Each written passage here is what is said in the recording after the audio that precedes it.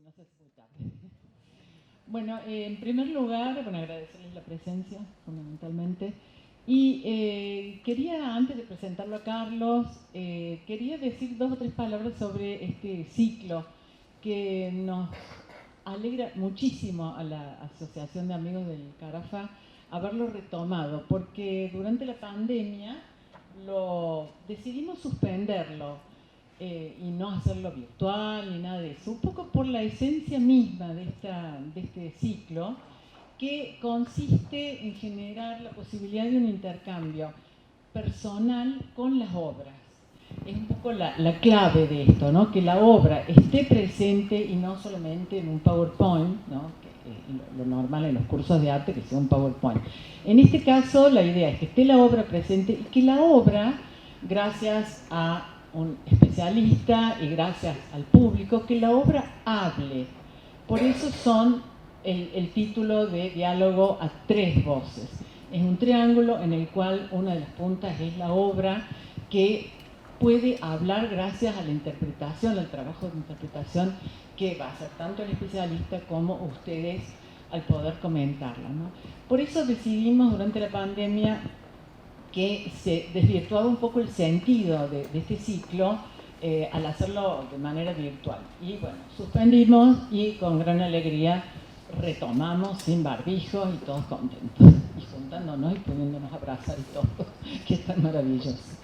El objetivo del ciclo fue la idea de poner en valor el acervo artístico de la provincia, en particular del Museo Carafa. En este caso esta obra pertenece al Ferreira, y bueno, estamos abiertos a otras obras, pero que sean obras que pertenecen a todos en realidad. Ponerlas en valor, poder hablar, verlas, tener un contacto directo, ¿no? Esa fue un poco la idea esencial del ciclo. Y esto empezó en 2019, creo. Ya hemos hecho varias, por ejemplo, Mariana del Val, que es la directora del Ferreira, a la cual agradezco siempre la colaboración que nos permite, digamos, usar las instalaciones. Mariana del Val presentó una obra de María Martorell. Después de Gabriela Barrio Nuevo presentó con Claudio Casia una obra de Sosa Luna que se llama Travesuras. Marta Fuentes, investigadora del Carafa, presentó una obra de Palamara. Susana Verde y conmigo presentamos una obra de Schambler. Y ahora lo tenemos al famosísimo Carlos Lista, que yo creo casi que no haría falta presentarlo, porque me parece, a ver si alguien no lo conoce, que levante la mano. Bueno, Carlos Lista, abogado, investigador, sociólogo, especialista en arte sobre todo, muy famoso, tiene un currículum tan largo que es casi imposible pensar en reducirlo. Solamente voy a mencionar las cosas que ha hecho en los 2 últimos años con respecto al arte, porque la verdad es que no hay tiempo, ¿no? Y, por ejemplo, presentó el libro de Susi Lescano sobre la obra acá del Bicentenario, que se llama Celebración de la Desidia. Eso fue este año, ¿no es cierto?, la presentación, pero el libro ya estaba hecho desde el 2020. Presentó en el 20 también una conferencia sobre la peste en Cepaloni, a partir de un escrito de él mismo. Eso fue en la Sala Farina. ¿Dónde fue? Fue virtual. Con la Sala Farina. ¿Fue virtual? Ah, bien. Después presentó el libro de Ana Luisa Bondone, también con su escrito. El título era Pintora de Horizontes. Además publicó un libro de cuentos que lo recomiendo porque es bellísimo, que se llama Ruidos en el Techo. Fue realmente fantástico ese libro. Y bueno, muchas cosas más, pero me parece que le voy a ceder la palabra directamente. Además, algo que no sale en el currículum, que eso no se puede poner, pero una gran persona y un gran amigo.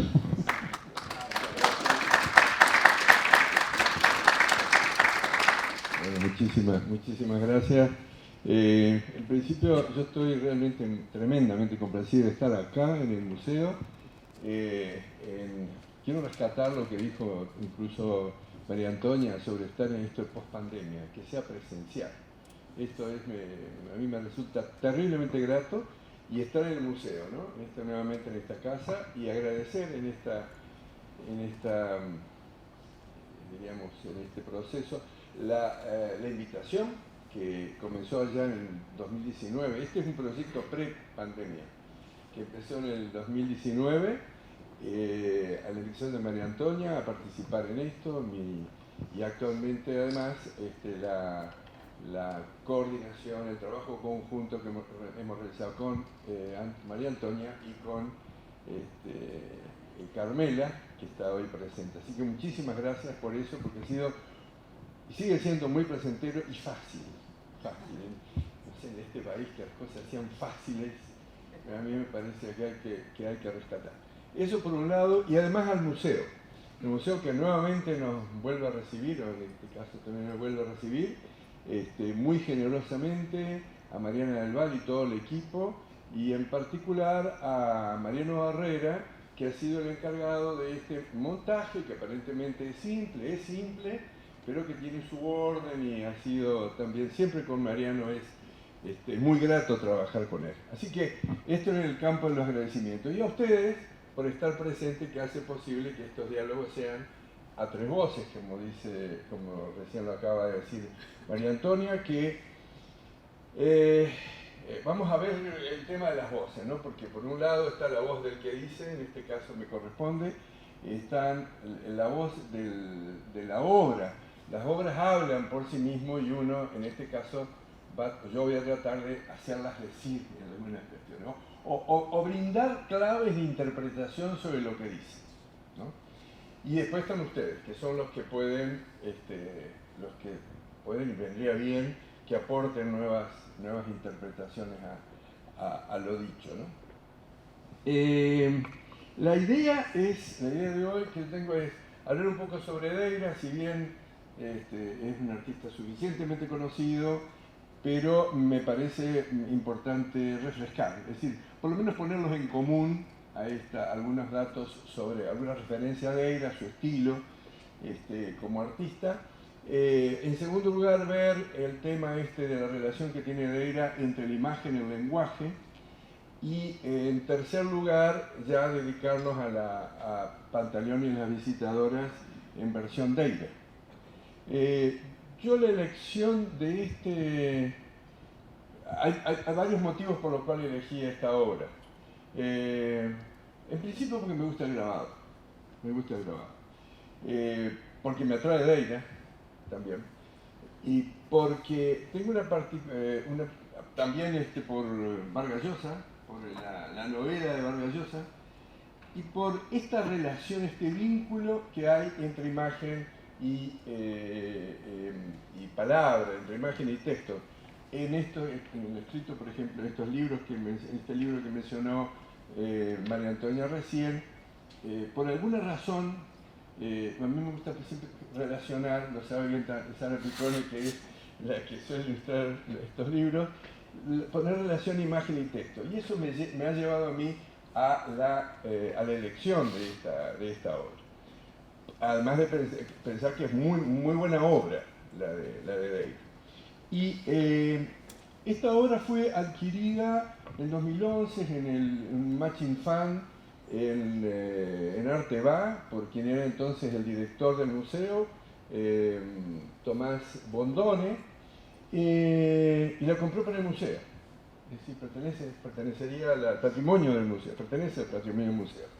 Y creo que era la séptima edición de este Matching Fund que hacía Arteba, Zurich, la aseguradora, y luego, como ustedes saben, es el proceso en el cual cada uno pone, el adquirente pone también un porcentaje de dinero, que se hizo nuevamente ahora hace poco la última adquisición que se hizo en Arteba para el Carafa, por el Carafa. Tengo entendido que el Carafa, bueno, porque el encargado fue Juan. La cuestión y esta obra fue exhibida, yo no tengo exactamente clara idea de cuántas veces se exhibió. Hablando con Tomás, quizá ustedes me pueden ayudar en esto, fue exhibida primero cuando se adquirió, y de lo que sí estoy seguro, dos veces después, en 2014 y 2016, y una vez allí en lo que sería luego el Museo de Fotografía del Dionisio, antes de que fuera Museo de Fotografía, donde se exhibieron muchos grabados de la colección de la provincia. Recuerdo en ese momento que estaba también Aida Carballo, el magnífico autorretrato, y una o dos obras de Picasso, y estas. Me acuerdo hasta el lugar donde estaba. Y ahí pensé, a mí realmente alguna vez me gustaría hablar, y se dio por esta invitación a la que estaba agradeciendo al principio. Son 6 aguafuertes, más un texto, que es el que está allá al final. Yo después los voy a reproducir aquí para que lo podamos ver un poquito más en detalle, y luego ustedes se van a acercar porque no hay nada como la observación directa de la obra, ¿no? Y esta obra nació es de 1974, y hay que tener en cuenta que la novela de Vargas Llosa apareció en 1973, es decir, es interesante el interés que le despertó a Deira, que ya vamos a hablar un poquito más de esto, la aparición de esta obra, lo que le despertó a él, porque inmediatamente trabajó sobre ella para producir estos grabados. Me voy a detener un poquito en Deira, para que recordemos, sobre todo en función de esta obra, ¿no? Deira nació en el 28, en 1928, Ernesto Deira, 1928, tengo entendido que era el 20, yo soy malo con fechas, pero si no es el día, seguro que es el mes, algo así como el 26 de julio de 1928, y falleció el 1 de julio de 1986. El tema de las fechas resulta importante para ubicarlos, es decir, murió casi a los 58 años, podríamos decir unos pocos días antes de los 58 años, es decir, tuvo un recorrido vital y artístico breve. Si uno se pone a ver desde la primera, o incluso desde que se puso a estudiar arte hasta que falleció, van más o menos 30 años, nada más. Nada más, teniendo en cuenta que fue un artista visual muy prolífico, ganador de muchísimos premios, con gran reconocimiento nacional, gran reconocimiento internacional, quizás un poquito menos que el de sus compañeros de la nueva figuración, pero tuvo mucho reconocimiento, muchos premios, becas, estadías en la Universidad de Cornell en Estados Unidos, y luego se han realizado muchas exhibiciones póstumas de él. Entonces, esto es importante por este tema de las fechas, ¿no? Deira fue abogado, se egresó de la UBA, de la Universidad de Buenos Aires, la carrera de abogacía en 1950, pero poco de concluir, quizás concluyó. Esta presentación va a ser de libre interpretación, es decir, todo libre interpretación. Yo decía, y un poco por identificación, ¿por qué dejó la abogacía y no le ejerció la abogacía? Y yo decía, bueno, mejor por cumplir con sí mismo, por cumplir con algunos mandatos familiares. Y si bien ya estaba muy interesado, era muy interesado por las artes visuales, se dedicó a estudiar recién después de concluir abogacía. Deira trabaja con Torres Agüero en el 54, se recibió en el 50, Torres Agüero en el 54, un año, y luego con Leopoldo Presa en el 55. Por lo tanto, podemos decir que Deira es un artista autodidacta, de los tantos, sobre todo en esa época, artistas autodidactas y exitosos.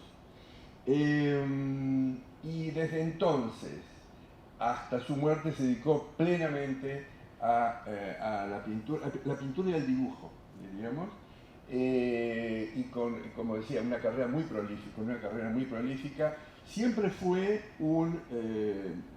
tanto por su obra como sus declaraciones, como quienes lo las opiniones de quienes lo conocían, muy comprometido, tanto con la realidad en la que vivía, con su propia vida, muy consecuente, ¿no? Y con sus propias convicciones filosóficas, antropológicas, que están ahí casi a flor de piel, que están manifiestas en Deira.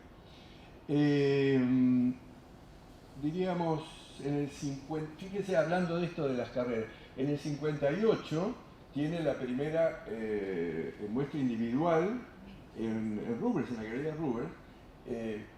Por eso decía lo de los tiempos, ¿no? Es decir, con qué velocidad se venía desarrollando y tener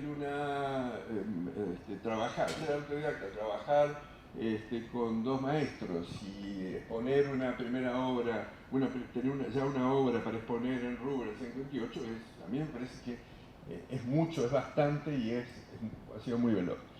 Es interesante destacar que Deira, esto ya es muy conocido, formó parte de la nueva figuración. Este grupo que aparece en el 61, con una exposición en la Galería Peuser, en Buenos Aires, y termina en el 65, relativamente poco tiempo, pero un grupo de mucho impacto a nivel de la pintura nacional y diría internacional, con mucha trascendencia internacional. Un grupo que tuvo la característica, desde mi punto de vista, muy atractivo de nacer de la propia, del propio mundo cultural del país, ¿no? Es decir, que menos influenciado por la recepción de otras de corrientes internacionales, como ocurría, por ejemplo, en el Ditela, ¿no? Con el pop, que fue un proceso de recepción. Con esto no estoy diciendo que el Ditela fue peor, o el grupo de Ditela era peor que la nueva figuración, pero el Ditela tiene suficientemente, los artistas de Ditela, suficientemente prensa, como para, por eso me gusta contraponerlo y resaltar la importancia de este grupo de estos cuatro pintores, Noé, de la Vega y Machot. Que la trascendencia es necesario, tanto como grupo y individualmente necesario resaltar. Este grupo nace de esta realidad, de una reacción, o de varias reacciones quizá, una reacción contra la abstracción, rescatar la figura humana, se adhiere el informalismo en algunos aspectos, menos a el desdén o el abandono que había hecho el informalismo por la pintura de Caballete y el desdén por la figura humana. Pero sí esta actitud iconoclasta que tenía el informalismo. Y la influencia muy clara, en Deira es muy clara, del expresionismo. Entonces, en esta conjunción de ideas y de posicionamiento dentro del campo de la pintura, nace este grupo que se disuelve, creo que también después de una exposición, me parece que fue en Bonino, en el 65. Cada uno toma sus diversos itinerarios y Deira se mantiene muy fiel a lo que había sido dentro del grupo. Él se distinguía, como digo, por el rescate de la figura humana y además en el conjunto del grupo por el compromiso que tenían con el entorno social y político que se estaba viviendo. Eso es importante, es un grupo, llamémosle, sesentista, de posguerra, ya distanciado de la posguerra, donde está el imperio de la Guerra Fría, con todas esas consecuencias, el antibelicismo por la guerra de Vietnam, que despertó la guerra de Vietnam, y la crisis de la modernidad. Es cuando se empieza la crisis de la modernidad que va a dar lugar luego a este pensamiento de la posmodernidad. Ellos están montados en esta bisagra, diríamos, ¿no? Entonces, cuando el grupo se disuelve, ya más avanzado, a mediados de los 60, es otro momento también histórico, y mientras avanza el desarrollo de los acontecimientos, si uno se ubica en la Argentina, Deira vive la década del 70, ya el comienzo de la violencia y la violenta década del 70, y eso se refleja en sus pinturas. Por eso quería rescatar esta idea del compromiso, de la idea de, yo no sé si si relatar la realidad en la que estaba, pero sí asumirla críticamente, expresarla críticamente a través de estas pinturas que en el caso de la nueva figuración habían adquirido, adoptado el gran formato, ¿no? Figuras de impacto, obras de impacto. Deira ya cuando se desarrollan los 70 se ensombrece la obra de Deira en ese sentido, se simplifica en algunos aspectos, pero se ensombrece, y yo creo que esto es, ubicándolo a él, por ejemplo, estoy pensando siempre, sobre todo en esta obra que es del 73, ya había trascendido, había transcurrido la dictadura del 66, 71, Ganía Levington Lanusse, las primeras épocas, las turbulentas épocas del peronismo, y esta obra precisamente es concebida en la época de María Estela Martínez de Perón, de López Rega, la AAA, y siendo ministro de Educación Ivanišević. Yo siempre, como vengo de la educación, la presencia de Ivanišević la nombro aun cuando no corresponde, como en este caso, aun cuando no viene a bien.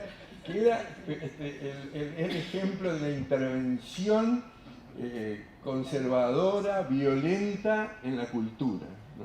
Entonces, una forma de no cultura. Diríamos, en esa época, esto es como para entender el tono de la obra. Más que él siempre tuvo un tono dramático, un tono desesperanzado, un tono crítico, relativamente oscuro u oscuro. Diríamos, además de eso, hay que entender el contexto en el cual él trabajó. Yo no lo conocía a Deira, pero me imagino a alguien que era muy... No sé si alguien tuvo oportunidad de conocerlo aquí. Me lo imagino como muy severo, muy disciplinado, poco feliz. Yo no sé por qué me lo imagino. Me imagino poco feliz. Una vez en las obras de los artistas se da cuenta de ciertas cosas, ¿no? Sobre todo cuando estoy hablando de auténticos, cuando son genuinos, ¿no? Y Deira siempre preocupado. Y digo siempre preocupado porque Deira no era únicamente una persona muy bien informada sobre los acontecimientos, sino era muy bien formado en el campo de la cultura. Era un gran lector, fue un gran lector y un buen lector de Marx, un buen lector de Foucault, un buen lector de Lévi-Strauss, un buen lector de Wittgenstein. Esto nos da algo interesante, de Ludwig Wittgenstein, que nos da la idea de su interés por la lingüística, por el lenguaje, ¿no? Que creo que nos va a ser útil como una clave para analizar esta relación entre este libro y esa obra, ¿no? Y cuando pienso en los autores, ninguno da una visión demasiado feliz del mundo. Él veía eso, y además tenía un profundo y amplio interés por la cábala y la cultura hebrea, que me gustaría saber un poco más de dónde le vino y por qué, ¿no? ¿Por qué esta ficción? Su mujer era judía, la pianista Olga creo que se llama, Olga Galperín. No sé, cuando uno se enfrenta o a un autor, o a una obra, se hace preguntas que a veces no tienen respuesta y a veces parecen no demasiado pertinentes, ¿no? Pero es interesante para encontrar claves de interpretación a veces de las obras. Tenía un profundo interés por la cultura judía. Bueno, iba a decir otras cosas, pero son libres interpretaciones que no son muy pertinentes. Entonces es interesante esto de pensar en Deira como este artista informado, preocupadísimo por la realidad que lo rodeaba, pero también por la naturaleza humana. Él creía, la naturaleza humana es un concepto muy discutible, pero él era lo dice Vargas Llosa en su texto, estaba preocupado por la naturaleza humana, creía en ella y tenía una visión poco atractiva de la naturaleza humana. Por eso hablaba este tono de preocupación que me imagino que cuando uno lo ve incluso gestualmente de preocupación que tenía de él. Era también muy afín, muy interesado por la literatura. Utiliza muchas veces nombres para denominar sus cuadros, como por ejemplo los premios de Cortázar, para denominar obras de él. O La nariz de Gogol, a la cual ilustra, que me voy a referir brevemente después. Gilgamesh, el poema sumerio de Gilgamesh. Bueno, obviamente Pantaleón y las visitadoras, ¿no? Y bueno, yo creo que esto podríamos cerrar el tema de él, que podríamos seguir y no es fundamentalmente introductorio, como decía, para obtener algunas claves interpretativas de la obra de él. Me interesa más hablar sobre un aspecto más específico, que es la relación que él tenía con la literatura, con el texto, con la letra, ¿no? Una cosa que quería destacar, también tenía un amplio conocimiento e interés por las artes visuales, especialmente la pintura, a la cual dedica diríamos alguna parte de su homenaje, por ejemplo, La ninfa sorprendida, que lo hace en el 60, casi un siglo después de Monet, trabaja sobre ello. Un homenaje a Grünewald, basado en el altar de Grünewald del siglo XVI, ¿no? Bueno, dejando un poco esto, entramos en el tema de esta relación que él tenía con el texto, vamos a llamar. Hay una frase en una entrevista, Deira dice que la pintura es intraducible. La pintura es intraducible.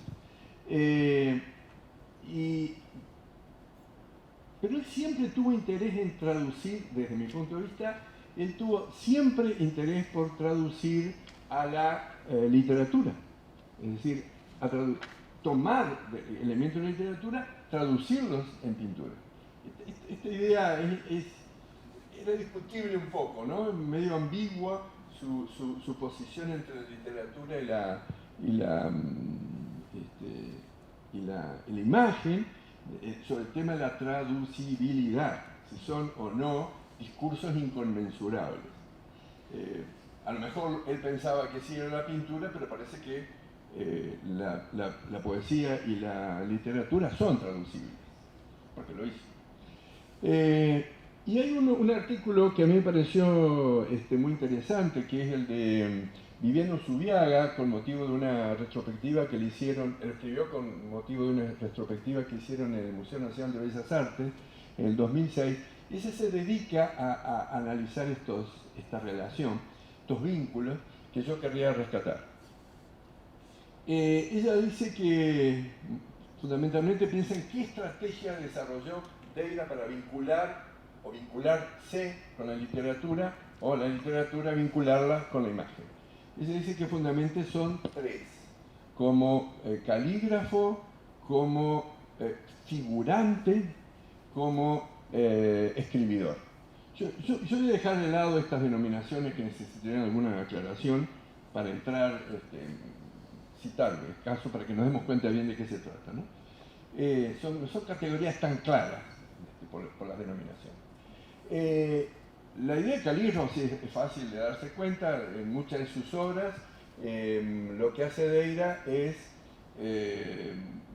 diríamos como recurso plástico, utilizar garabatos, utilizar escritos de lenguajes reales o supuestos, para incorporarlos a las obras, ¿no? Hay muchas obras en este sentido. Quizás esa sea la forma más alejada de vincularse, o más distante de vincularse con la literatura. Otra forma más próxima es cuando él dibuja o pinta frases de artistas. Voy a buscar, porque yo no me acuerdo, nunca me acuerdo, no sé ser fiel totalmente a los textos, entonces los leo en ese caso. Y él utiliza toma una poesía una frase poética de Pizarnik, a un año después del fallecimiento, y lo incorpora en una obra sin título. Esto fue en el 73. Bueno, no importa, en este momento no me acuerdo la fecha, ¿no? Y ella dice, él toma, sí, en el 73 era la obra, toma una frase que es: la noche tiene la forma de un grito de lobo. Lo escribe, lo encierra en un globo de diálogo, ¿no? Y lo mismo hace con la primera línea de un poema de poema Gibraltar, del Oliverio Girondo, en el cual está referido al peñón de Gibraltar. Y él toma la frase, marca todo el contorno del paisaje del peñón con esta frase. El peñón enarca el peñón enarca su espinazo de tigre que espera dar un gran zarpazo en el canal. Esa es la obra. Esto es una forma de relacionarse. Pero la pregunta es, de nuevo, ¿por qué a veces los artistas eligen algo y no eligen otras cosas? En este caso él eligió a dos artistas que tenían algún vínculo con las artes visuales. Hay que recordar de que Pizarnik estudió con Valle Plana artes visuales, y que Girondo elaboraba, además de ilustrar poemas, elaboraba caligramas, una forma de dibujar, ¿no? De dibujar con la palabra, que él en realidad está haciendo algo parecido, ¿no? Entonces, esto puede ser una línea que nos explique por qué él tomaba estos autores. Y evidentemente lo eran también por el significado, lo que significaba para él, ¿no? Para Deira, que veía él en estos autores para tomarlos para sus obras. Esa es una segunda estrategia. Una tercera estrategia, la última, es la de directamente hacer ilustraciones basadas en obras literarias, entre las cuales se encuentra Pantaleón y la Visitadora.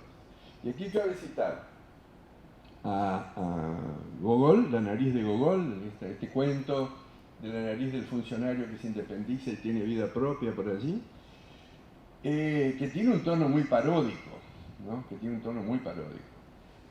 Hace una serie de dibujos y luego toma el poema de Gilgamesh, posiblemente, o por lo menos así es considerado, como la obra literaria más antigua de la humanidad, que relata la historia de este monarca de la ciudad de Uruk, la ciudad sumeria, en el cual las hazañas o las aventuras de este monarca que se embarca en la tarea de buscar la inmortalidad. Primero junto a compañero, en el cual que muere, y ahí es cuando él le despierta esta idea de buscar la inmortalidad, de evadir la muerte, en realidad, ¿no? Y buscando la inmortalidad, Gilgamesh es una figura altamente conocida, histórica o no, hay algunos datos que dicen que existió Gilgamesh tal como era, pero actualmente lo que interesa es que es un mito de la mitología de la Mesopotamia, de Caldea Asiria, no de Entre Ríos, Corrientes y Misiones. No, porque como yo soy de Entre Ríos, entonces cada vez que digo Mesopotamia, para mí lo primero que me surge es Entre Ríos. Bueno, no es esa. tenemos otras obras, cerrando esta digresión, toma Gilgamesh. Y entonces está la pregunta, ¿no? De nuevo, ¿por qué lo hará? ¿Por qué lo habrá hecho? ¿No? Una de las, algo posible. Primero, yo creo que hay un tema importantísimo que le importaba, que le interesaba mucho a él, era el tema de la muerte.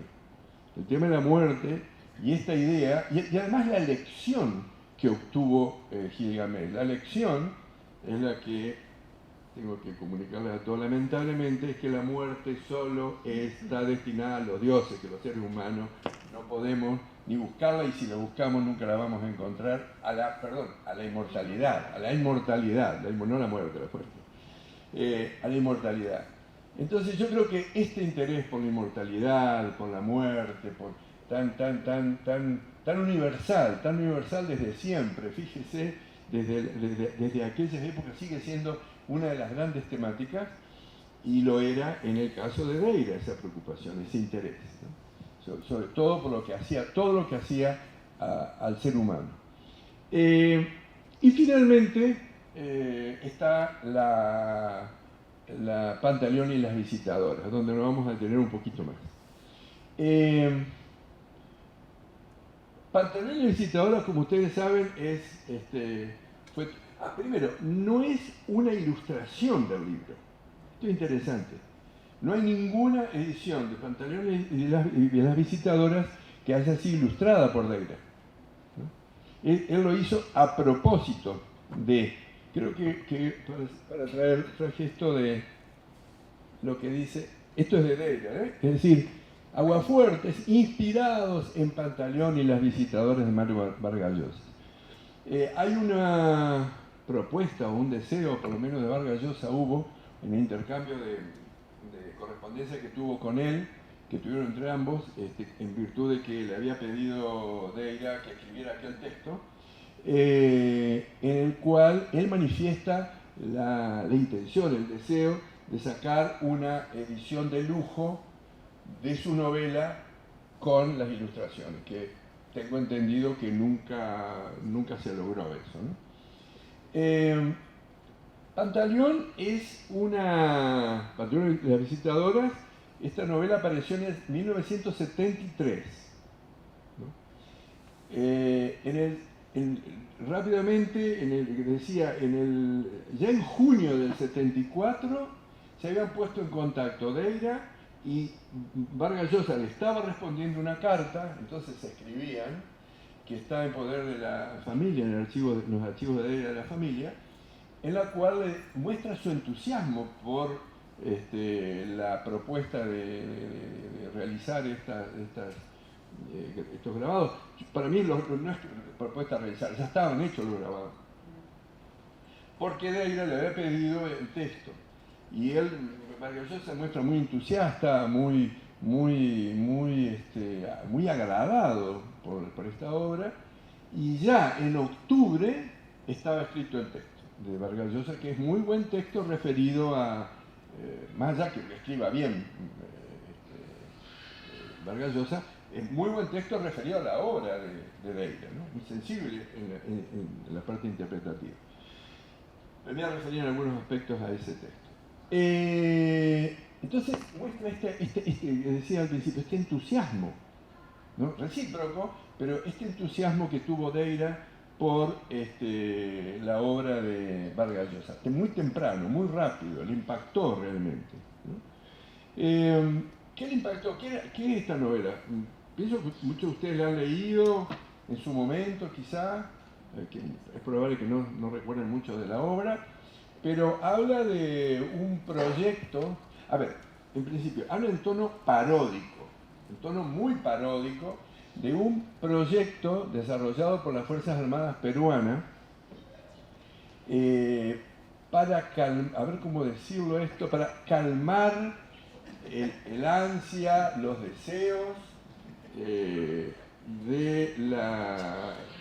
las guarniciones ubicadas en la Amazonia, los deseos sexuales de las guarniciones de soldados ubicados en la Amazonia, porque se habían producido muchos actos de agravio, de violencia contra las mujeres en la población civil. Entonces, los hombres andaban muy deseosos y había que tranquilizarlos. Ese es más o menos, lo estoy diciendo mucho más simplemente, ¿no? Mucho menos literariamente que lo que dice. Había que, desde Lima pensaron, hay que hacer algo. ¿Qué era hacer algo? Organizar un servicio de prostitución, de visitadoras. Para este destacamento del ejército, primero fue del ejército, y había que designar a alguien, y lo designan a un oficial muy correcto, muy militar en su comportamiento, en cuanto a las jerarquías, que es Pantaleón Pantoja. En la novela aparece como en formas más cariñosas, como Panti, Panta, pero es Pantaleón. Y Pantaleón va contra su voluntad. Pantaleón es una figura, esta obra es una figura, por lo menos como yo lo leí, ¿no? Una figura simpática, es un buen hombre, diríamos Pantaleón, un buen joven, con aspiraciones muy de clase media. Todo esto son interpretaciones mías, según como lo que él deseaba, lo que él quería. Bien casado, en este sentido, con Francisca, con Pochita, que es su esposa, con la que tienen una muy buena relación en todo sentido, ¿no? Su sexualidad no tiene nada que ver con el resto de la novela, es un buen esposo, buen amante. Cuando estoy diciendo esto es sobrio comparado con todo el resto de la novela. Y además se traslada a este lugar con su madre, doña Leonor, que comenzó siendo, en el principio de la novela era una muy buena, no sé si católica, una buena cristiana, y de luego se derrapó un poco esta señora y se convirtió a una secta fanática de los miembros del Arca, que va a tener un protagonismo importante dentro de esto. Pero siempre no era fanática, se había adherido, pero no aparece en la novela que había hecho ningún sacrificio de animales ni nada. Bueno, la cuestión, es Pantaleón, y a él no le gusta mucho la idea, es decir, va contra sus códigos morales, pero es un buen militar. Esto de la obediencia a la vida que nosotros hemos oído antes, en él es muy claro. Él decide llevarlo adelante de una manera eficiente, es un gran gestor, ¿no? Se revela como un gran gestor, de manera eficiente y consecuente con la idea. En todo el tiempo Pantaleón armó el servicio de las visitadoras de una manera, como digo, paródica. Uno se ríe un poquito en la novela, ¿no? Es como, son situaciones que difícilmente ocurren en la realidad así como se dan, ¿no? Como por ejemplo, probar los servicios de todas las visitadoras desapasionadamente para ver qué tal eran para su... Pero no aprovecharse de la situación. Era un profesional, Pantaleón. Él prospera de una manera impresionante el proyecto, en el cual además se ven involucrados no solamente el ejército, sino que se mete la armada y se mete la aviación, y va tremendamente bien. Tiene sus contras, ¿no? Hay un periodista ahí que le hace le serrucha un poco el proyecto, trata de medrar con ello.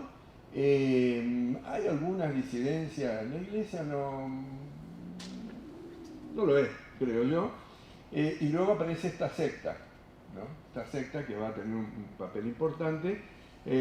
Fracasa luego el proyecto y él mismo es el encargado de desarmarlo, es decir, aquello que tan amorosamente y profesionalmente había armado, lo tiene que desarmar.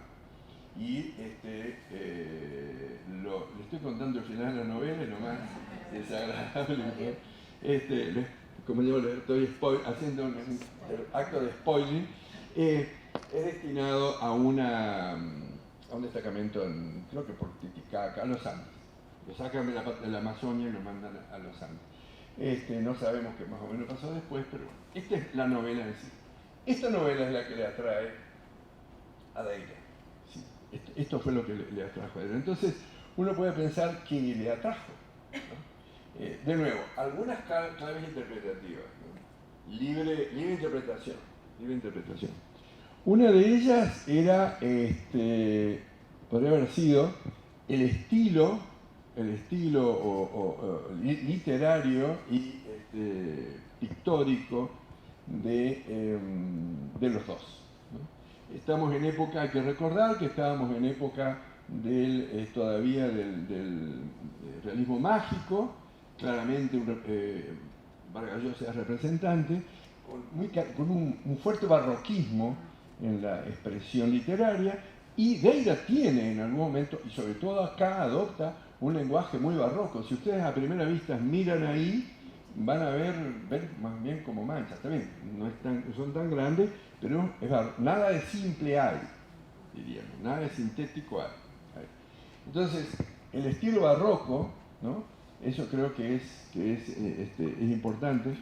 Creo que la temática, y ahí no me quiero detener demasiado, pero sería interesante explorar más. Ahora me resulta más interesante. ¿Qué es qué tenían en común? El interés de él era el ser humano, la naturaleza humana y el mundo que había creado esa naturaleza humana, el mundo que lo rodeaba. La sexualidad, no sé si podríamos decir que era su más importante fuente de atención. Sí creo que Vargas Llosa siempre estuvo muy interesado por el tema de la sexualidad, cierta forma de sexualidad heterosexual y brutal, ¿no? Y ahí son interpretaciones propias, ¿no? A mí, un tipo de sexualidad que en la primera lectura que había hecho de este libro, yo no lo pude terminar. Me costaba avanzar, y una de las cosas que me costaba avanzar, cierto desinterés por este mundo tan machista, tan brutalmente machista del mundo militar, ¿no? Y Antonia me obligó a eso. No, digo, esta propuesta me hizo que durante la pandemia la leyera con muchísima atención, ya más interesado, diríamos, por la obra, y debo confesar que me encantó la novela, porque la vi, que superado esto, superado lo que a veces Vargas Llosa tiene, que lo tiene en ¿cómo se llama? El chivo, la fiesta del chivo. La fiesta del chivo. Él tiene esa apetencia, ¿no? Esa apetencia, siempre tiene con la cuestión de sexualidad, ¿no? La sexualidad. Pero eso le atrajo a Deira. Y quizás vio, todo esto son conjeturas libérrimas, quizás vio en Pantaleón, en este libro, una expresión de la naturaleza humana que a él le desagradaba tanto. Las dos obras tienen un tono en común, son sarcásticas. Creo que Deira fue un poquito más allá, que Deira fue un poquito más allá que Vargas Llosa. Es decir, tiene un sarcasmo más feroz. Creo que Vargas Llosa mismo lo dice. No que creo, lo dice. Un sarcasmo más feroz, más salvaje contra el mundo representado. Y yo creo que otra cosa importante es ese espíritu de época que convivieron al que me refería antes, ¿no? Ese mundo violento, ese mundo, diríamos, profundamente, diríamos, donde imperaba la muerte, que se vivía con muchísima inseguridad. Y dado que, porque llegó a que Deira emigró en esa época 75-76, son contradictorias las informaciones que yo tengo, 75, perdón, no, casi lo mismo, 75-76 él emigra a París y allí se radica y muere. Entonces, diríamos, es un artista que está viviendo eso y le surge esto, digo, como clave interpretativa. Ahora, me voy a fijar si no me salteo nada. Esto es un gran machete. porque no quiero olvidarme de demasiadas cosas. Bueno, tengo la opinión del hijo cuando habla sobre su padre. Él tuvo 2 hijos. Martín tiene en uno de los catálogos, bueno, sí, 6 oportunidades. Las obras, como decíamos, son 6 aguafuertes. Que haya elegido el aguafuerte para mí no es casual, era un gran dibujante, ¿no? Era un gran dibujante y en el aguafuerte, a través del aguafuerte, él puede expresar su capacidad como dibujante y lo demuestra, ¿no? Se saben que todos más o menos sabemos lo que es un aguafuerte, pero una chapa previamente cubierta con con cera, con pintura asfáltica, donde se dibuja con un buril, con una punta, se dibuja, ¿qué es lo que hizo él? Se somete al ácido, se graban las líneas, todas estas líneas, las millones de líneas que hay, se graban, parece sencillo esto, nada que ver, nada que ver. Estas oscuridades se logran con líneas él las logró hay otras técnicas, pero él las logró con líneas superpuestas. Entonces, todo lo que él dibujó es tratado con ácido, ahora es con sulfato. No tóxico con... Yo prefiero el ácido todavía, pero bueno. Bueno, porque sos tóxica. No, porque no, estoy de acuerdo con ácido nítrico, tiene efectos, pero en este caso, no en este caso es de ácido, seguro. Eso es ácido nítrico. ¿Qué cosa? Ácido nítrico. Ácido nítrico. No, decía que bueno, se utilizan ahora mucho más suave. La cuestión que se afecta la línea, se limpia y lo que queda, diríamos, lo que luego es, bueno, ya lo sometimos al ácido, ¿no? Ya lo dije, sí.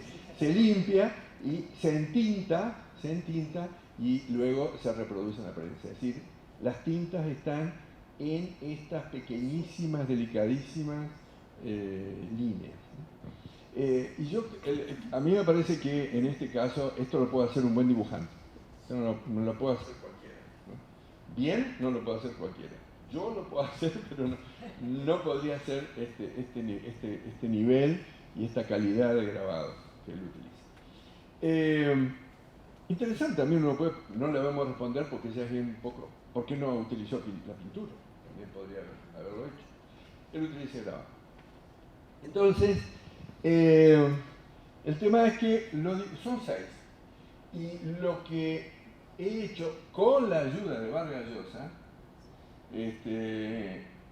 no del todo de acuerdo, pero con la ayuda de Vargas Llosa, se dividen en series de 2. Porque la gran pregunta que uno puede hacerse es, primero, esa pregunta de por qué Deira eligió Pantaleón y la Visitadora para realizar esta obra. La segunda es, ¿qué temas eligió? ¿Qué tomó de la obra para representar?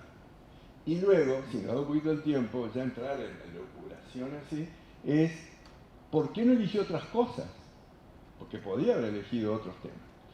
Bueno, vamos a recurrir a la ayuda del...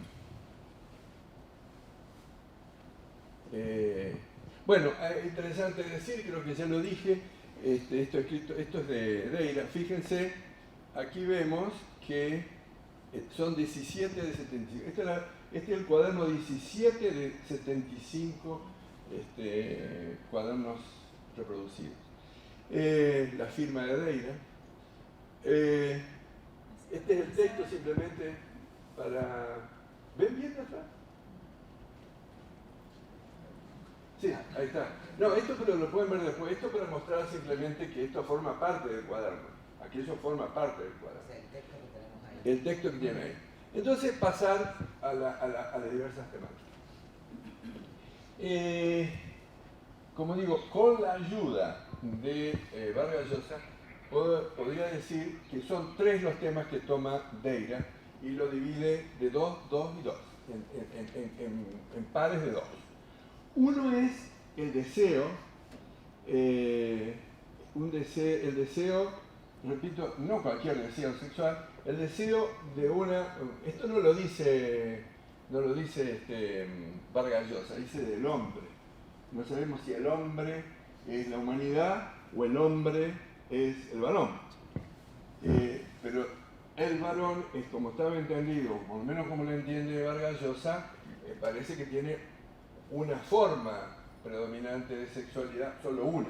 Entonces deberíamos decir, que esta es la representación de la sexualidad masculina, heterosexual, heteronormativa.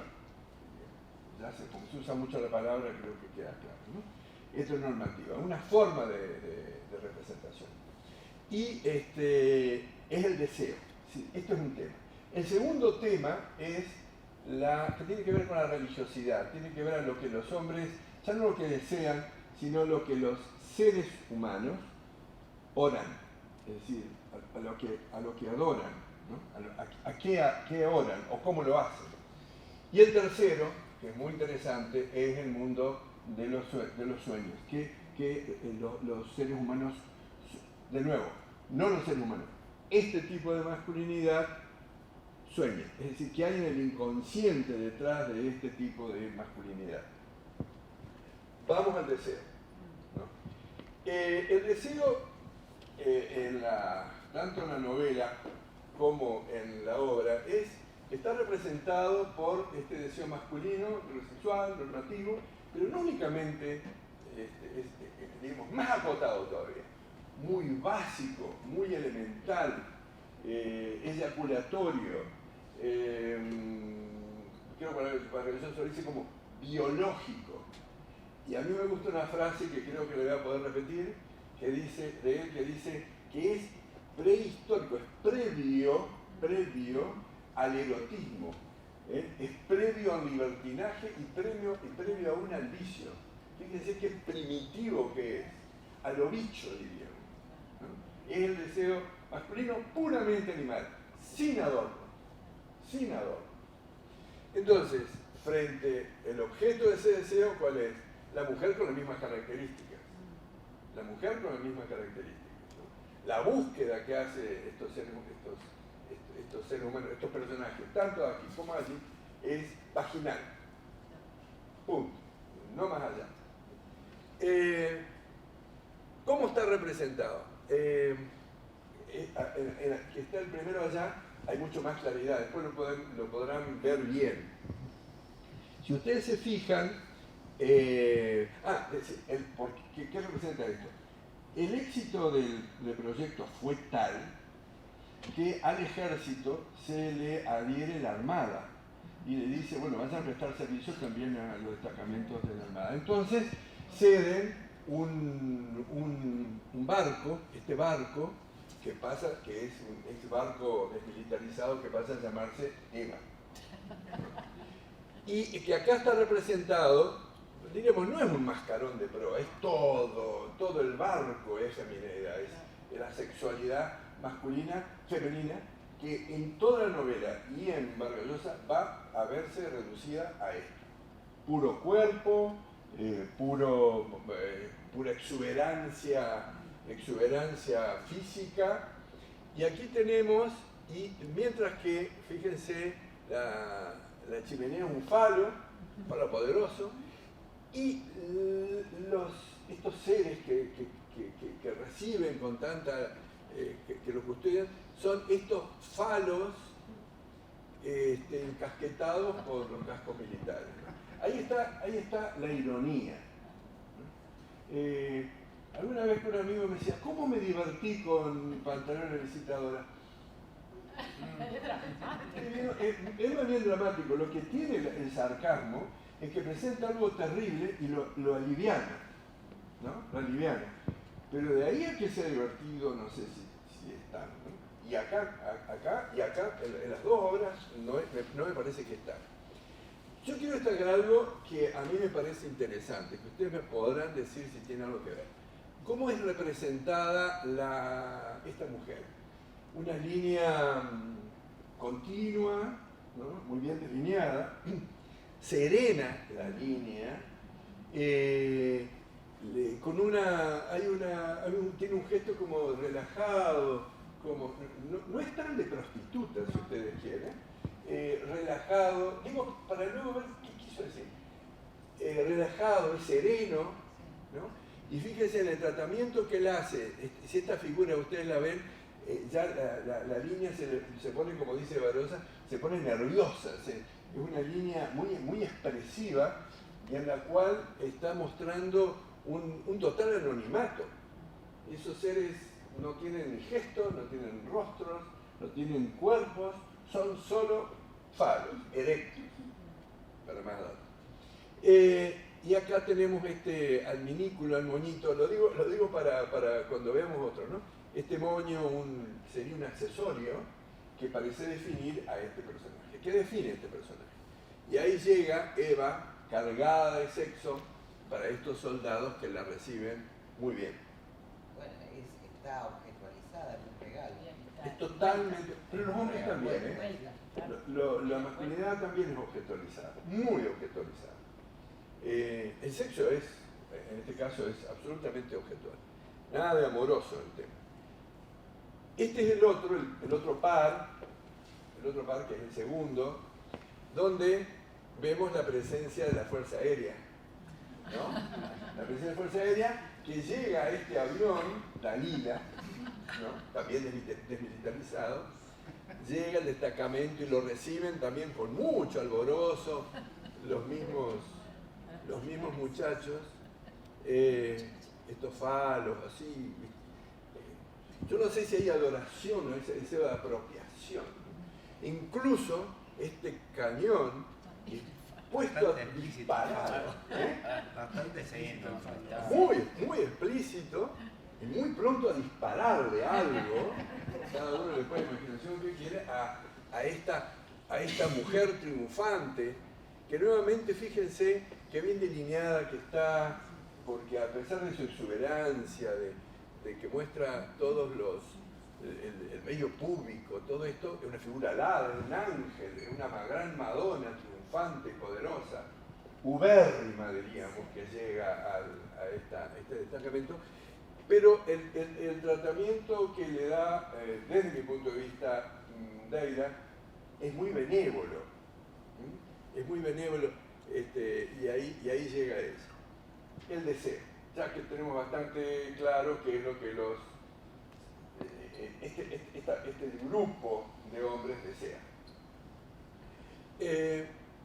Luego viene el tema de la religiosidad. Vargas Llosa dice, a ver, en el texto de Vargas Llosa, cuando ustedes lo lean, a mí me parece que se refiere a Deira, pero Vargas Llosa se está refiriendo a sí mismo también, o por lo menos no puede liberarse él de lo que él quiso decir acá. Y a mí me parece que le pone muchas cosas a Deira que también podríamos atribuirle a Vargas Llosa. Él no habla de yo digo, pero es Vargas Llosa el que habla y habla también sobre sí mismo. Por lo menos, cuando uno lee la novela, es esto muy aplicable.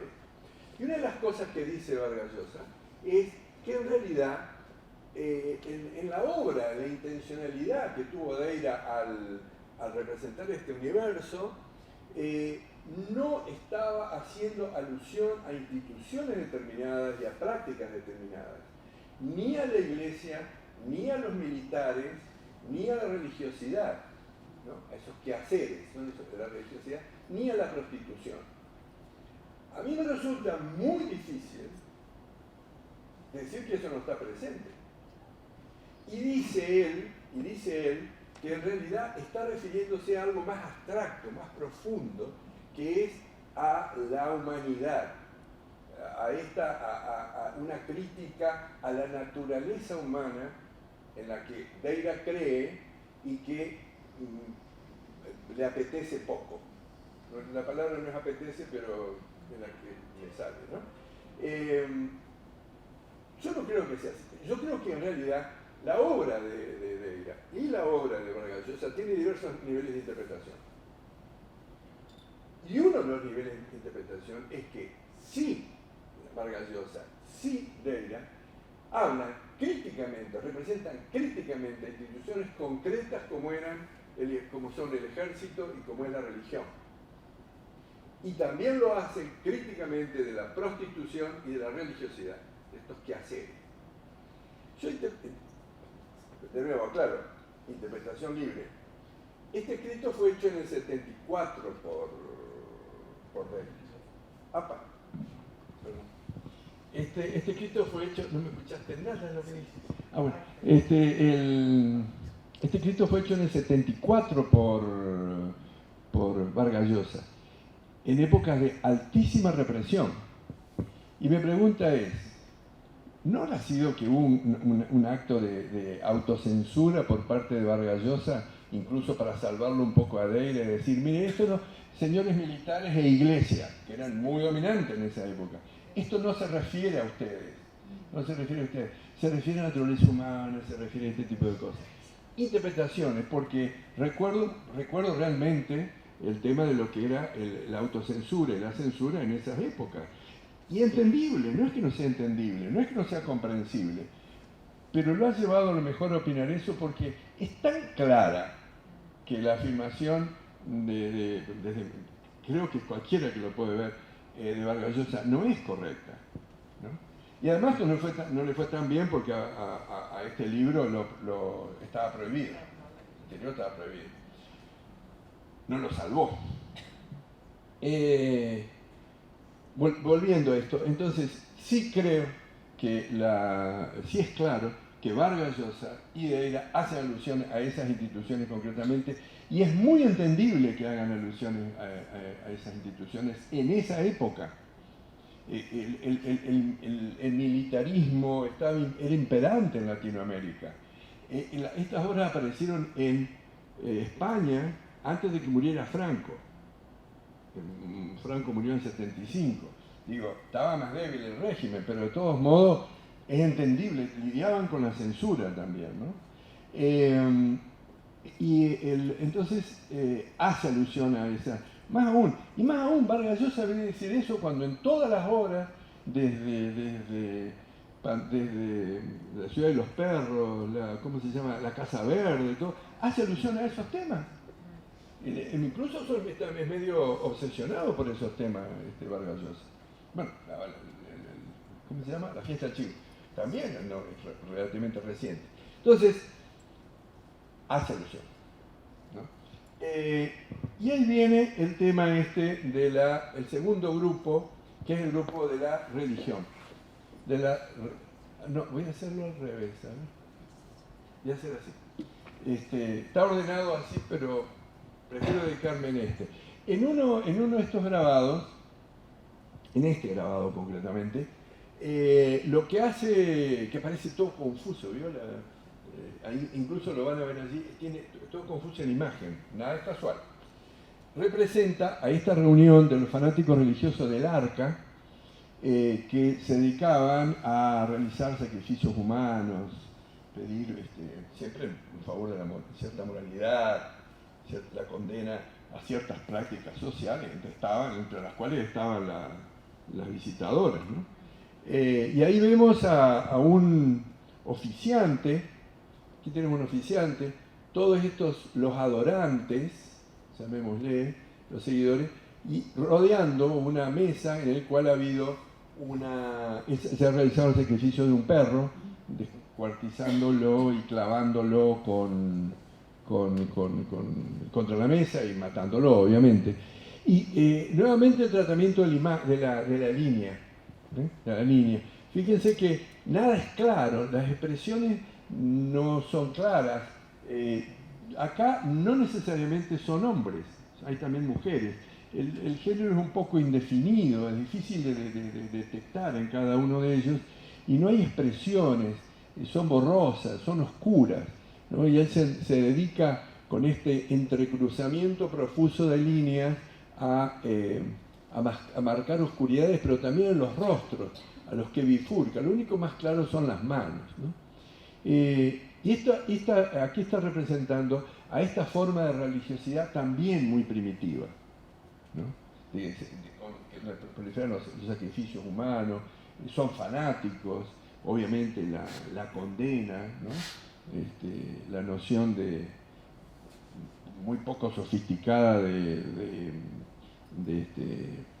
pecado, etc. La anterior es la que vendría a ser la siguiente. Tenemos el velatorio de lo que sería la prostituta estrella, que era Olga Arellano, la brasilera. Yo me pensé que no mencioné porque esta secta empezó con sacrificios animales y terminó con sacrificios humanos. Y la víctima que toman es la brasilera. La crucifican a la brasilera. Por eso digo, no es divertida la noche. El sarcasmo alivia, pero diversión, ¿no?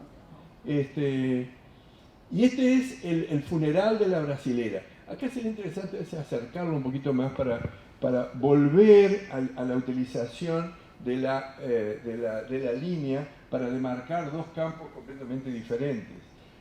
Aquí el contraste nuevamente es entre la belleza y la fealdad. La belleza que puede estar representada, que estaría representada por la brasilera, el rostro, y esta imagen ovalada que es una pintura, supuestamente una pintura, de la desnudez femenina, bellamente representada, y que está coronada por este moño que hablábamos antes. Entonces uno puede pensar que esta es la imagen de la brasilera muerta. Esto es los mascarón de proa, la Madonna, ¿no? La Madonna volante. Y está rodeada por... ¿cuál es la otra parte? La otra parte de esta representación. Los oficiantes, que son las prostitutas, posiblemente esta sea otra prostituta llamada la pechuga, toda una metáfora, ¿no? Esta también prostituta muy adornadas, ¿no? Muy adornadas. Y por estos militares que ya no son falos, ¿no? Sino son seres, hombres vestidos y equipados y armados como soldados que le rinden homenaje a la brasilera por los servicios prestados tanto a todo el destacamento como a la patria misma. Es el Perú el que le está rindiendo esta homenaje a la brasilera. Digamos, da para mucha interpretación esto de cómo incluso la prostituta condenada a través del sacrificio se transforma en heroína, con un discurso hecho por Pantoja, por Pantaleón Pantoja, porque la brasilera, yo creo que en la novela, el único desliz que tuvo Pantaleón fue la brasilera, diríamos, lo seduce y cae bajo semejante belleza. Y tenía no se nota tanto sentimiento, pero a mí me parece que algo había, ya en la parte telenovelesca de esto, ¿no? Fíjense, y el tratamiento nuevamente de la línea, ¿no? La fealdad representada con la profusión de líneas, las superficies de la cara dividida por enorme cantidad de líneas que se bifurcan, que se superponen, para marcar arrugas, para marcar en realidad un rasgo de monstruosidad, ¿no? Que también ocurre en las telas, en el tratamiento que da a las telas. Acá hay un oficial, ¿no? Estos oficiales siempre de anteojos negros, estaba viendo ayer las manos anónimas, ¿no? Y claro, yo estoy un poquito contaminado un poco por esto, pero no podía dejar de ver en Alonso imágenes similares, sin parodia. Es decir, ahí no hay perdón, ¿no? Como acá, pero el mismo tipo de imagen, ¿no? O los cadáveres en Gorri Arena también, el mismo tipo de imagen. Díganme si Vargas Llosa no estaba criticando a ese tipo a esa institución bien concreta. Ahí aparece este oficial, también con esta forma monstruosa, un gesto poco humano, o un gesto poco humano, ningún gesto, ¿no? Carlos, fíjate que la muerte de la mujer, la muerte de la prostituta, es lo que permite que los falos recuperen uniforme. Se vuelven humanos, se vuelven humanos. Se vuelven a estar institucionalizados. Y ya no es el deseo. Aquí no es el deseo, ese ser humano transformado en falo, el que está de los anteriores, de aquellos anteriores, sino son los seres humanos que están rindiendo con otros sentimientos de respeto, de admiración, de honor a la brasilera. A mí también me llama la atención. Sí. Las mujeres no parecen estar sufriendo. ¿Cómo? Las mujeres no parecen estar sufriendo. No. Es que eso es lo que tiene. No hay sentimientos. No hay sentimientos aparentes en ellos, ¿no? Así lo trata de representar siempre. Yo diría que acá sí hay sentimientos. Pero lo que dice Tere tiene razón, no se nota, no sé, es difícil. Lo que pasa es que es muy difícil percibir las expresiones faciales. Sí, pero esa mujer convertida en avión, sí. ¿te parece estar feliz y tranquila? Ahí hay placidez, sí, hay placidez. Vargas Llosa dice algo sobre esto, y dice, a mí me parece una interpretación un poquito forzada, pero de todos modos la comparto. Que él dice que lo que Deira nos está queriendo decir con esta obra, con esto, es que la única belleza posible, es decir, la única forma posible, así es, de representar la belleza de los seres humanos, lo puede realizar el arte. Es decir, la única belleza posible es ficcional, ¿no? Y toda otra, si se la trata de embellecer a la naturaleza humana en su representación, es falso. No sé si se entiende lo que estoy diciendo. Primero que no dura. No dura la belleza real. Vamos a poner lo ficcional y lo real. No dura. Pero además que es falso. Es decir, porque siempre, en el caso, a mí me parece que se le va un poquito la mano, pero de todos modos, lo que es sí rescatable es que Deira no pinta, no dibuja las apariencias. Lo que dibuja es lo que está dentro de los seres humanos, eso que a él no le resulta grato. Pero acá lo hace, uno puede tomar esta interpretación de Vargas Llosa, ¿no? Porque yo sí creo que no es la única belleza la representada, la que existe en estos grabados. También ella tiene ese grado de placidez, tiene el mismo tratamiento, el rostro, que el que hizo del cuerpo. Y lo habíamos visto en el barco, lo habíamos visto en el avión. ¿La placidez no es salir del tormento? El haber salido del tormento no es la placidez. Eso podría ser. Aparte representado como una mujer objeto, porque lo que ves es el cuerpo. Ves el rostro nada más. Sí. Todo esto son atributos. Carlos, Sí, de hecho, esta es la patria. de hecho, la brasileña se ofrece como sacrificio. A la brasileña no la subyugan para que sea sacrificada. Ella Se ofrece en sacrificio. Bueno, es como una verdadera heroína. Pero yo digo, puede ser placidez, pero fíjense, vuelvo atrás. A ver, acá también hay placidez, el mismo de la muerte, ¿no? Y hasta alegría, le gustó llegar a ese lugar.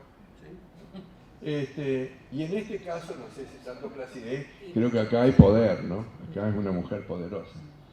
Pero, ahí la mujer objeto totalmente. Total. En toda la obra, tanto de Vargas Llosa como de Deira, la mujer, la sexualidad femenina, la mujer es pura sexualidad, la sexualidad puro objeto. Salvo una cosita que voy a decir después. Sí, pero en estas mujeres... Lo que yo leo, vida, Sí. todo el entretenimiento y ahora más grande, es que esa sexualidad de la mujer ejerce un poder terrible sobre los varones, Es enormemente poderosa. al punto de que cuando, bueno, le quitamos y desaparece el falo, o sea, ese poder de hacer lo acá desapareció el falo. Acá desaparecen los falos. Desaparece totalmente. ¿No? Y ella está, hasta el féretro tiene forma de cruz, ¿no? O sea, tiene forma de cruz. Sí, tiene forma de cruz. Claro, es que yo creo que fue enterrada crucificada, ¿no? Claro, es Este, idolatría a eso, ¿no? a mí me parece esto que se da muchísimas interpretaciones tanto de la religión como del sentido del sacrificio, de la muerte, del pecado, cómo se lavan los pecados con la muerte. Nadie la brasilera no era brasilera, ¿no? Sino que había andado por Brasil, porque está en la frontera, está en la frontera y tenía su currículum, diríamos, como en Brasil. Y era tremendamente hermosa en la novela. El epítome de la belleza. Y él toma, en este caso, el epítome de la belleza. Las otras prostitutas son distintas, ¿no? Bien. Entonces, este es el otro tema. El tercer tema sería el sueño. Más lo que los seres humanos, no los seres humanos, estos hombres sueñan. Y en realidad a mí me parece que es la representación de la pesadilla. Son verdaderas pesadillas, ¿no? En este caso vemos aún lo que sería, disculpen, lo que sería un oficial, por esto, ¿no? Que en su mente tiene solo estas formas informes, si cabe la contradicción, sexuales, y además que también el gesto es un gesto medio indescifrable, y tiene de su cabeza, parece que es como un pellejo que le ha salido, cuelga un falo y unos testículos flácidos. Figura poco atrayente si la hay, si uno quiere representar, ¿no? Inmensos también, tienen más grande que el tamaño de la cabeza. Viejos y tristes, para poner algún nombre, viejos y tristes. Y ese oficial estaría soñando, o quizás él está soñando, se está soñando a sí mismo que ve a una especie de troupe, a un desfile de sus colegas y subordinados, no se ve bien aquí, de sus colegas y subordinados transexuados, sí, militares con grandes pechos, a ver, si yo lo puedo indicar, creo que acá se ve a con zapatos femeninos,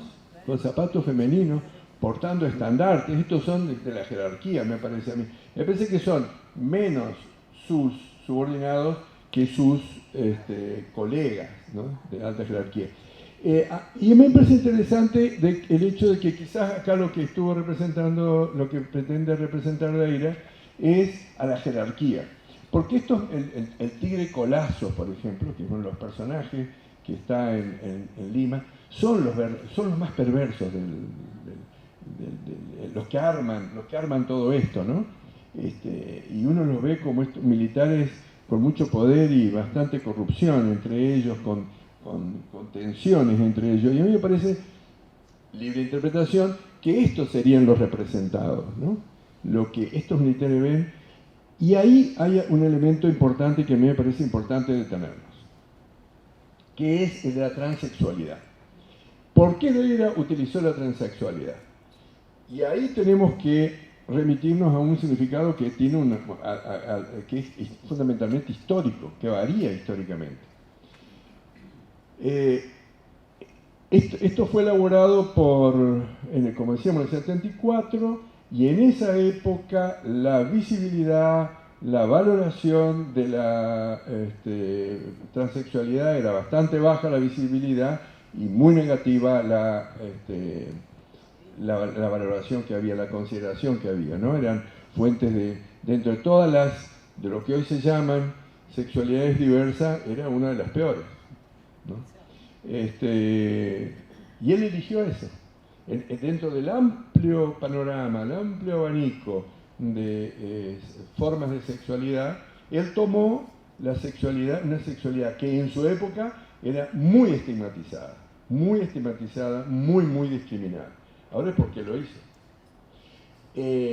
Una de las formas, yo estoy seguro que ustedes tienen muchas más interpretaciones. A mí se me ocurren tres. Una de ellas es que con esto trató de manifestar la ambigüedad de esa, si es muy crítico, trató de manifestar la ambigüedad de ese tipo de sexualidad, de la sexualidad masculina, ¿no? Y del machismo, sí, del machismo. Por eso digo que es prototipo de esa sexualidad, es prototipo de la estructura patriarcal y machista. Eso es una versión, ¿no?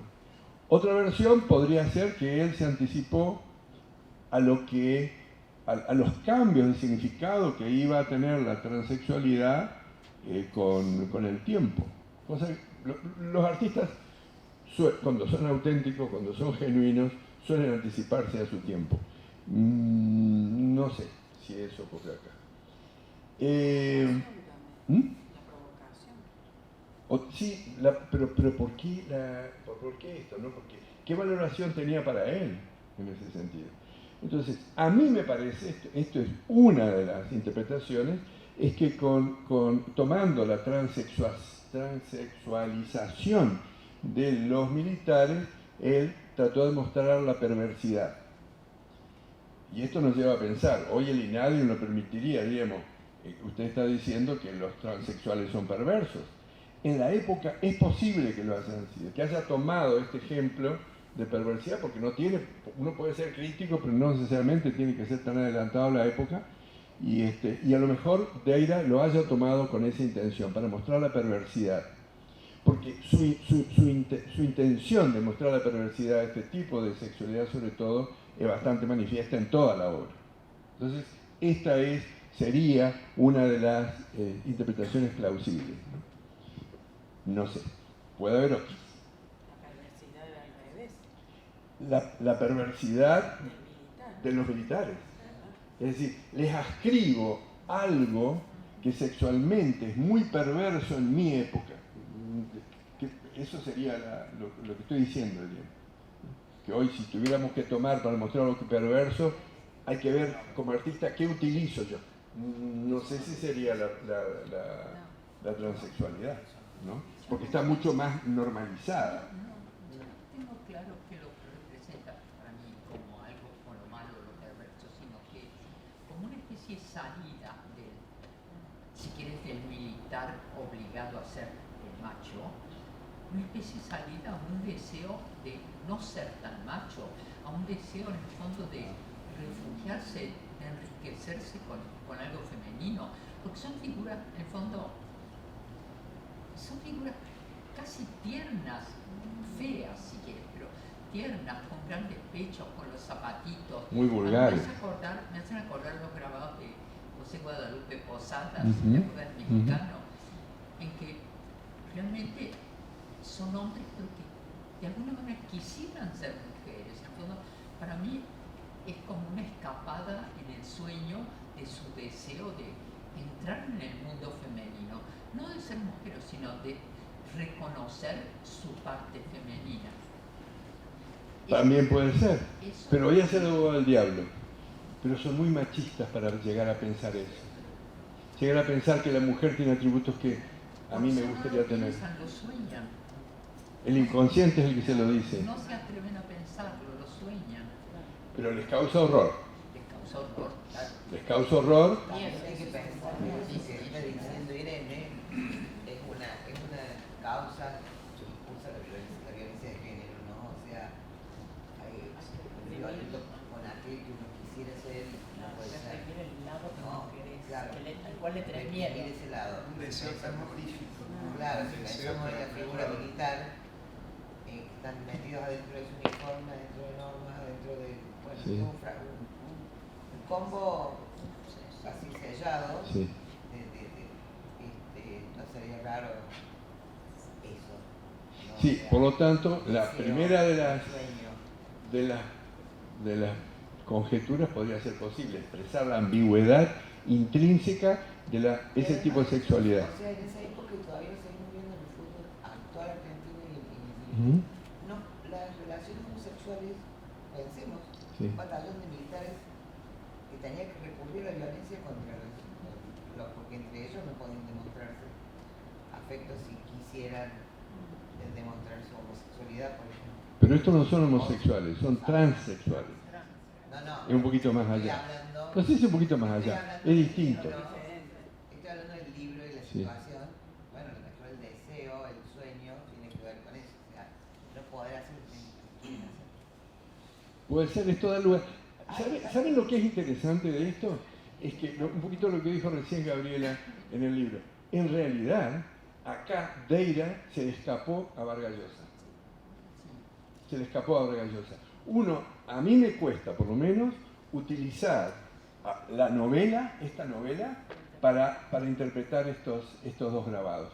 Fue más allá que Vargas Llosa en este caso. Por eso quizá Vargas Llosa nombró a la desmesura de Deira, ¿no? Pero a mí me parece que se le escapó. Y acá entra en un nivel de profundidad más grande que lo que expresaba Vargas Llosa en su novela, que es el hecho de que, ¿por qué uno sueña lo que sueña? ¿Por qué uno tiene estos sueños? Piensen en ustedes mismos y no lo digan. ¿Por qué se sueña? ¿Por qué se sueña?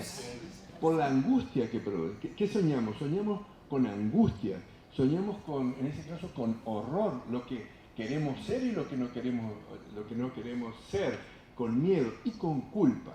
Y acá en el libro, yo personalmente no encontré nada de culpa. Acá está mucho más freudiano. Eso podría ser una interpretación de la idea de la transexualidad. Freud, recordemos, que no veía con ninguna simpatía lo que llamaba las desviaciones sexuales que se apartaban del objeto, qué sé yo. Entre ellos, la transexualidad. A lo mejor estaba muy impregnado de Freud. Esto no lo sé, pero puede ser una interpretación más psicoanalítica acá. Acá está jugando en Deira elementos que no están en Vargas Llosa. Para mí es como si Deira, en clave expresionista, muy marcada por la época, ¿no es cierto? Por el lenguaje artístico de la época, en un lenguaje muy expresionista, remitiera a esa especie de, esa idea mítica de la superación de lo masculino-femenino, la superación de la dualidad en una imagen perfecta de un ser humano que es a la vez hombre y a la vez mujer, ¿no? Que es esa especie de mito clásico de superación de la contingencia, ¿no? Claro, un poco la imagen del hermafrodita, que es hombre y mujer al mismo tiempo, como lo perfecto, como la unión perfecta de los opuestos.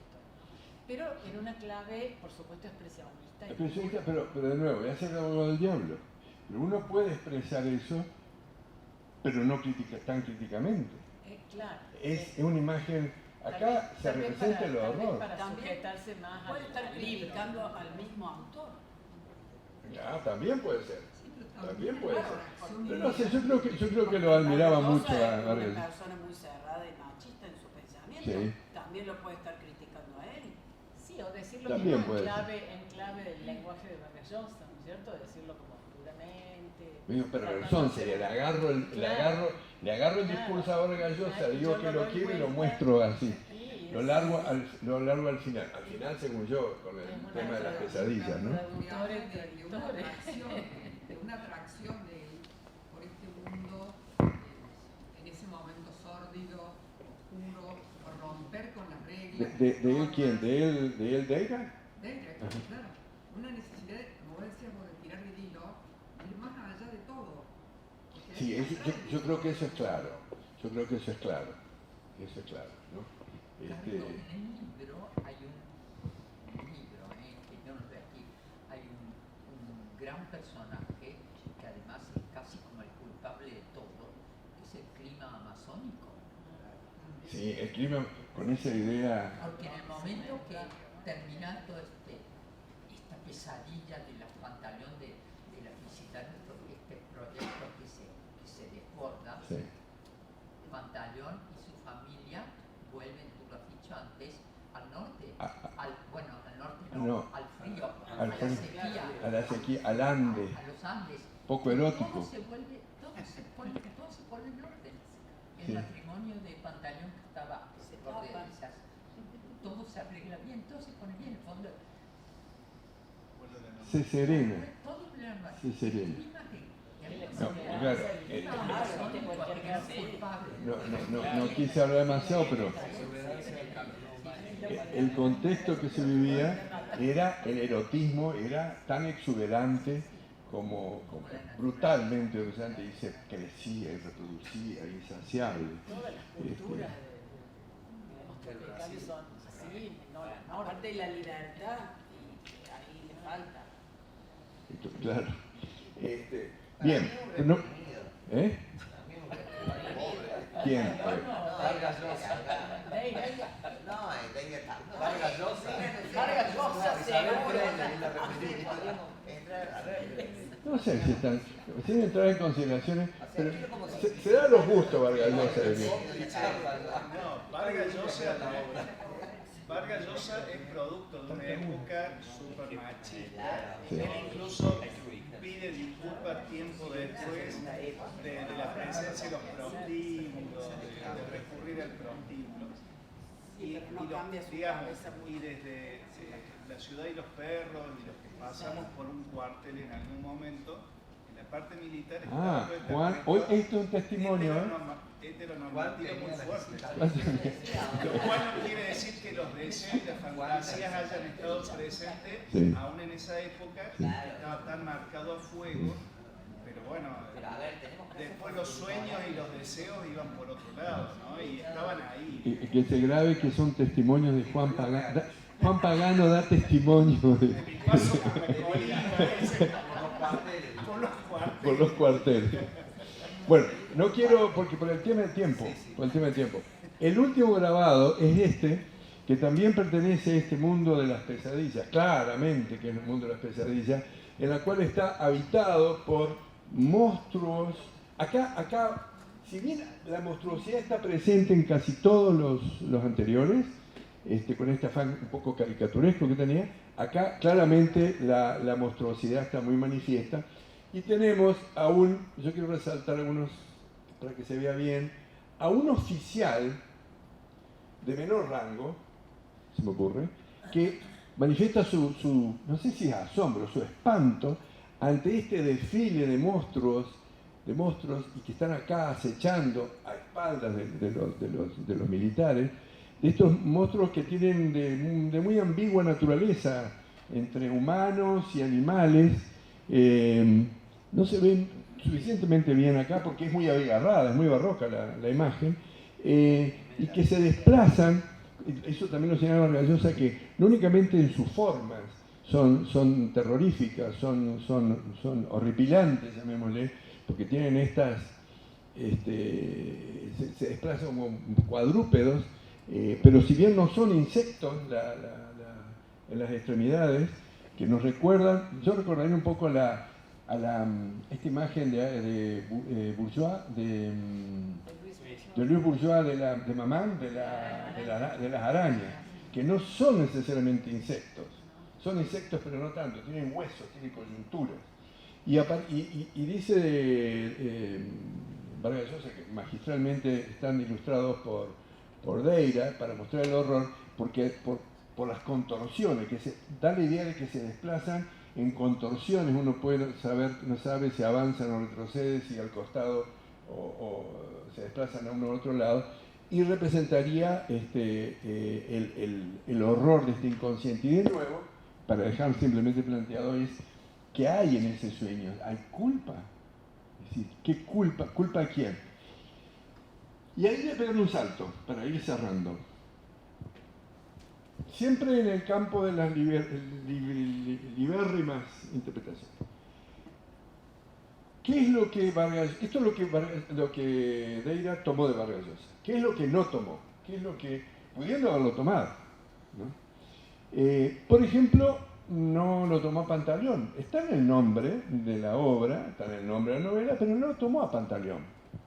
Los militares ninguno de ellos parecían ser Pantaleón. Salvo, quizás, quizás quizás este, que si ustedes lo ven, no es tan horripilante como lo eran los otros militares. Quizás este, que expresa horror, que expresa asombro, es el que se siente culpable. Quizás esta sea la culpa de Pantaleón. Tómenlo como simplemente una interpretación, ¿no? ¿Cuál es la imagen que vos decís que es Pantaleón? ¿La de arriba o la de la esa? No, este es uno de los monstruos que, fíjense, es el único lugar donde está la prostituta, una prostituta bastante horrible con ellos. Pero hay que tener en cuenta, ya en el campo de las interpretaciones, que quizás se presente así esta prostituta con el moño, que lo vimos que era la brasilera, que fue su amante. Es decir, a la que él, como digo, sucumbió. Este buen hombre sucumbió. Quizás... A toda la guardia de espalda. ¿no? Sí. Sí. Es como que hay una situación de indefensión también, o sea, ante eso que se está... Y estos monstruos son muy amenazantes ahí atrás. Claro, el otro no se entera. Lo están amenazando. Aquí a mí me parece que la amenaza de estos monstruos, ¿cuáles son estos monstruos? Es uno de los protagonistas de esta pesadilla. Bueno, no quiero avanzar demasiado, como decía, simplemente decir, no lo tomó a Pantaleón. Fíjense, claro, no servía quizás tanto para mostrar lo feo de la naturaleza humana. Porque Pantaleón, como decíamos, era un buen hombre y fue un muy buen militar, ¿no? Un buen funcionario, ¿no? Y además eficiente, muy eficiente, considerada su deber, aún en contra de su propia como visión moral. Tampoco aparece Pochita, que era una mujer, la forma de sexualidad no prostituida. No, pero ¿cómo la va a llevar a la Pochita a la misión? Puede haberlo hecho. ¿Por qué no le vamos a dar el derecho a Deira que haya elegido? No lo eligió, estaba de acuerdo con vos, no lo eligió. Pero lo podía haber elegido, ¿no? No, porque ella no era objeto, los otros son. Pero podía haberlo elegido. Podía haberla puesto en algún grabado mostrando esa otra feminidad. Podría. Yo no estoy diciendo que tenía que hacerlo, ni que está mal no hacerlo. Las omisiones, los silencios. Y es muy importante,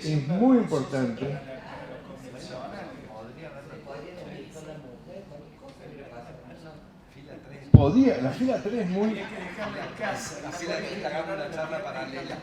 Además, ¿cómo se nota que tuvo experiencia en el regimiento? Fila 3 compatible. Fila 3, Pochita. El Pochita no. Pochita y cosas. Pochita era no una ventana, era un reducto de la vida privada, digamos, normal. Considerada política sexual, pero estaba fuera de esta cosa desmesurada. Podría haberlo dejado Elena. Podría haberlo elegido. Podría haberlo puesto como contraposición. No sé, él era artista, pero no lo hizo. La fila 2 también tiene lo suyo. Está muy allá en la punta, fila 2. Y vos te das cuenta por la boina roja. Ya desde el vamos... Se sentaron todos a la izquierda. Es cierto. Desde que entró yo me di cuenta que... Además te digo más todavía, los monstruos, ¿alguien ha visto caminar un murciélago o vampiro? Sí. Bueno, caminan con los codos.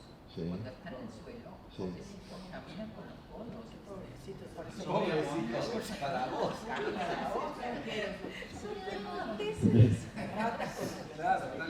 Creo que se está diluyendo un poco el tema. Vuelvo, que así cerramos. Así, ya se fue aquí al lado. No, digo, entonces, es interesante esto, a mí me parece interesante cuando se analiza una obra, en la literatura, cuáles son los silencios.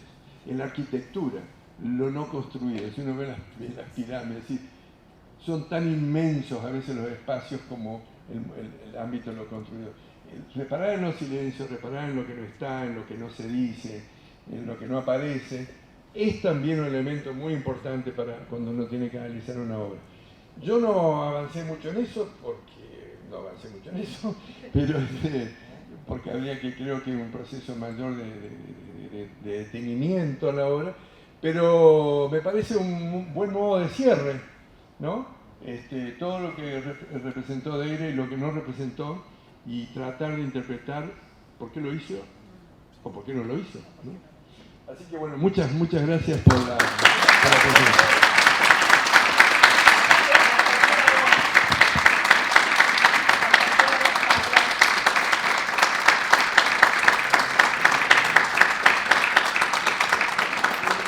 Y gracias porque fue a tres voces. Fue a tres voces. No sé si hemos sido muy fiel con Deira, lo que le hemos hecho hablar. Yo estoy bastante. Yo cuando hago algo así, después me convenzo de que es así, ¿no? Yo creo que mucho de lo que dijimos tenía que ver realmente profundamente con Deira, con su cosmovisión y con su calidad de artista. Así Cuando que. veo este tipo de obra me da la sensación siempre que el artista no la alcanzó incluso, o sea que tiene mucho más para decir. O sea, es como que esto de que lo supera o lo sobrepasa Vargas Llosa, que es mucho más Se le acelerado, escapa. se le escapa, como lo quiere decir, creo que tenía mucho más Deira con esto. O sea, solo analizando esta que estamos viendo acá o la anterior. Esto es más Deira. Y la anterior que nos dio para hablar de Sí, todo. sí. Estas dos son muy Deira, y menos Vargas Llosa. No hay profundidad psicológica en la novela en ese sentido. En la parodia no da también para eso. Acá dejó de ser bastante paródico, ¿no? Bueno, gracias y 4 veces.